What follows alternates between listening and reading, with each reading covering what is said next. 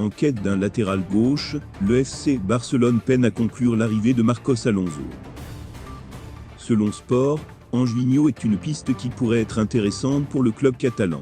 L'arrivée de David Romo RB Leipzig peut permettre le départ du défenseur espagnol de 25 ans.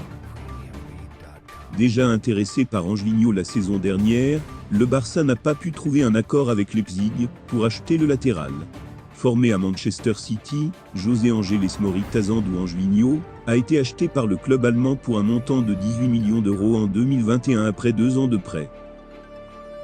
En 3 saisons, il a joué 95 matchs pour 12 buts et 22 passes décisives, toutes compétitions confondues.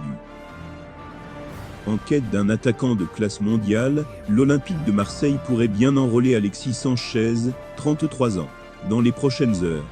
Si la piste menant au buteur de l'Inter Milan s'était légèrement refroidie, les médias chiliens et italiens annoncent désormais une arrivée imminente.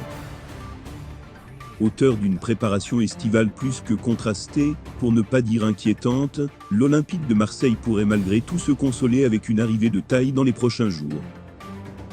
En effet, comme annoncé ce lundi par les médias chiliens et confirmé par la Gazzetta dello Sport, Alexis Sanchez, 33 ans, en fin de contrat en juin 2023 du côté de l'Inter Milan, serait sur le point de faire ses valises. Direction la cité phocéenne. À ce titre, les indiscrétions qui circulent outre-Atlantique parlent même d'une négociation très avancée entre Felicevich, l'agent de l'attaquant chilien, et les dirigeants phocéens.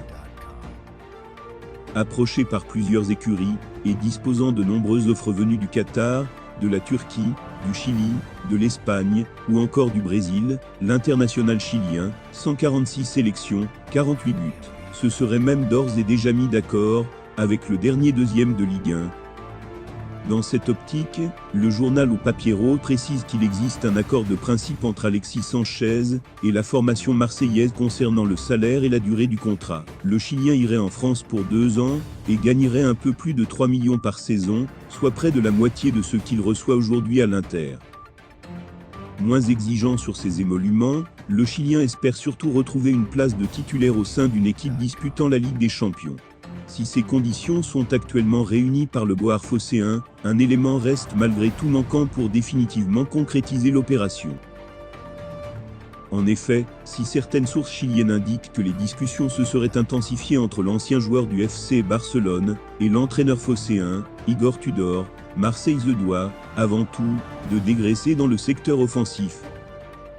Une obligation qui n'empêche pas la Gazzetta dello Sport d'affirmer qu'il n'est pas exclu que le dossier Sanchez soit débloqué d'ici la fin de la semaine. De son côté, le buteur chilien va lui devoir se mettre d'accord avec les Nerazzurri.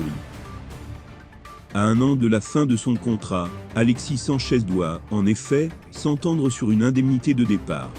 Si les 4 millions proposés par l'Inter ont déjà été refusés par le natif de Tocopilla, les deux parties devraient pouvoir s'entendre pour une somme estimée à 5 millions.